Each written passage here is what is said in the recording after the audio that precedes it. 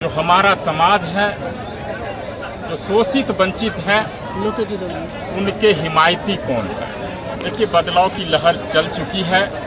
यह केवल छातापुर में नहीं है, पूरे बिहार में बदलाव होगा।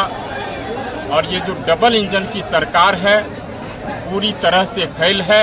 यह उनकी बौखलाहट से आपको पता चल जाएगा, उनकी बेचैनी कितनी है, उनकी भाषा कितनी अमर्यादित हो चुकी है और किस तरह से वो बात करते हैं।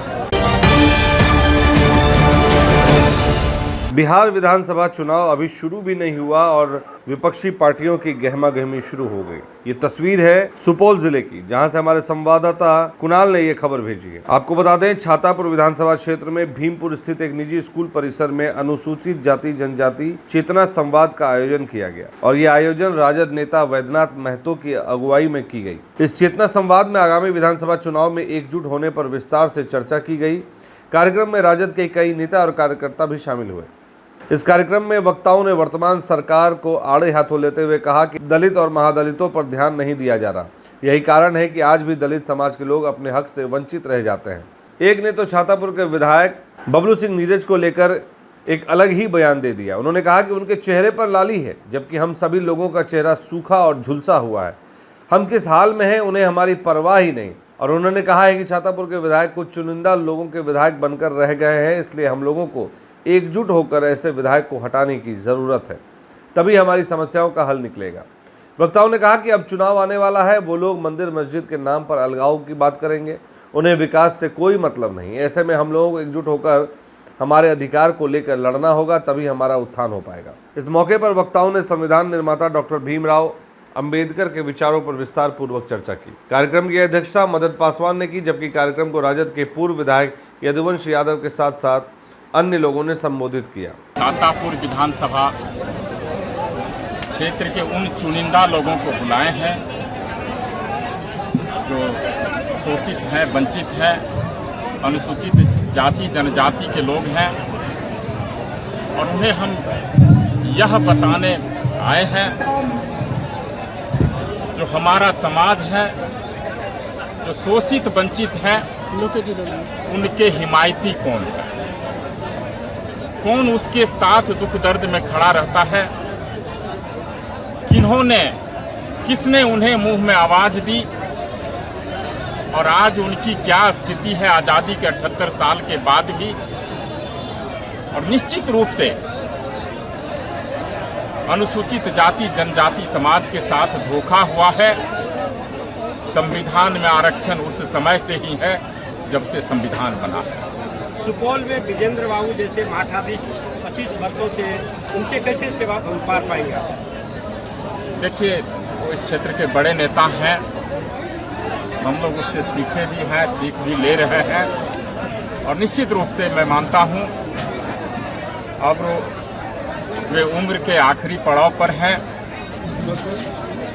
अब युवा कंधों पर भार दे ही देना चाहिए उन्हें। हम लोग जैसे लोगों को, आदरणीय तेजस्वी जी जैसे लोगों को बिहार की कमान देनी चाहिए, और उन्हें अब राजनीति से संन्यास ले लेना चाहिए। और निश्चित रूप से उनसे जो हमें सीखने मिली है, वो भी समाजवादी विचारधारा के ही लोग हैं। हम लोगों ने सीखा है और हम लोग निश्चित रूप से समाज को आगे बढ़ाने का काम। छातापुर में किस तरह का बदलाव होगा इस बार देखने को? देखिए, बदलाव की लहर चल चुकी है। यह केवल छातापुर में नहीं है, पूरे बिहार में बदलाव होगा। और ये जो डबल इंजन की सरकार है, पूरी तरह से फेल है। बिहार में भी हम सत्ता पर काबिज होंगे। माननीय तेजस्वी जी के नेतृत्व में महागठबंधन की सरकार बनेगी और छातापुर में बदलाव होना तय है। यह उनकी बौखलाहट से आपको पता चल जाएगा, उनकी बेचैनी कितनी है, उनकी भाषा कितनी अमर्यादित हो चुकी है, और किस तरह से वो बात करते हैं, आपको अंदाजा चल गया होगा और उन्हें भी अंदाजा। कितने विकास हुई है? देखिए, विकास की परिभाषा मंत्री जी की कुछ अलग है, और मैं उनको दोषी नहीं मानता। उनके लिए यही विकास है। लेकिन हमारी पार्टी बैद्यनाथ मेहता की विकास की परिभाषा अलग है। बैद्यनाथ मेहता युवाओं के हाथ में रोजगार देखना चाहता है। बैद्यनाथ मेहता किसान कैसे खुशहाल हो उसकी नीति बनाने में विश्वास करता है। हमारी पार्टी पलायन कैसे रुके उस पर विश्वास करता है।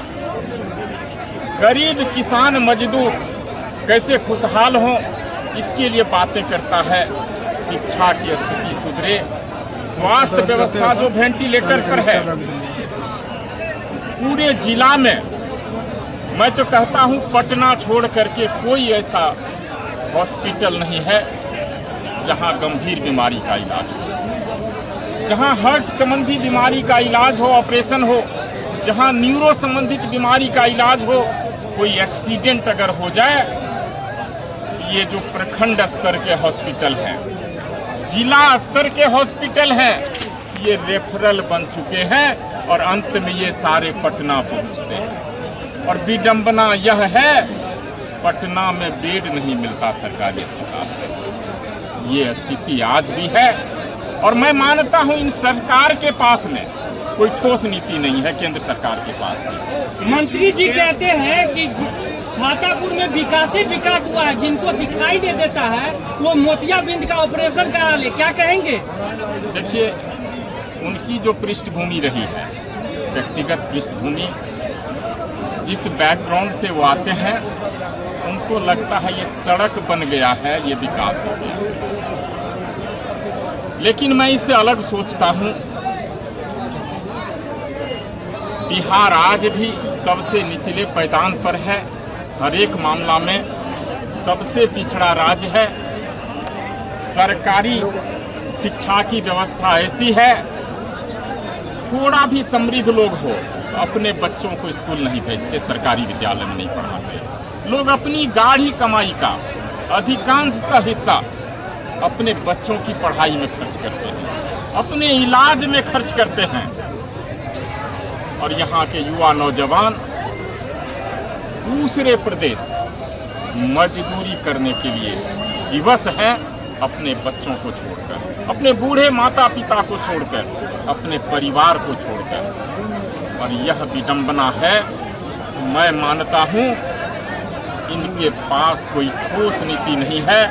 इन्होंने कोई दूरगामी नीति नहीं बनाई है, ना किसानों के लिए, ना युवा नौजवानों के लिए, ना गरीबों के लिए। तेजस्वी जी यात्रा पे छातापुर आ रहे हैं, देश की यात्रा पे निकल रहे हैं, कितना असर होगा बिहार में? देखिए, निश्चित रूप से पहले भी यात्रा निकली थी और लोगों का जोश जुनून, जो हुजूम आप देख रहे होंगे तेजस्वी जी की सभा में, लाखों लोग जिस तरह से पहुंच रहे हैं, यह बदलाव का संकेत है। मीडिया के कई साथी ने, कई चैनल्स ने भी दिखाया है कि तेजस्वी जी की लोकप्रियता बिहार के किसी भी नेता से कहीं ज़्यादा है, कोई आसपास भी नहीं है। यह बदलाव का संकेत है। Bureau report, BMW news, Bihar. Surya hostel एक बार अपने बच्चे को जरूर भेजें। सीमांचल का सर्वश्रेष्ठ हॉस्टल, 4ठी कक्षा से 10वीं तक कोचिंग एवं ट्यूशन निःशुल्क, बेहतरीन और हर सुविधा से लबरेज। हमारा पता है दलन कटिहार। संपर्क करें 7903464641 पर। हमारा वीडियो अगर आपको अच्छा लगा हो तो आप हमारे वीडियो को लाइक करें, शेयर करें और हमारे चैनल को सब्सक्राइब जरूर करें।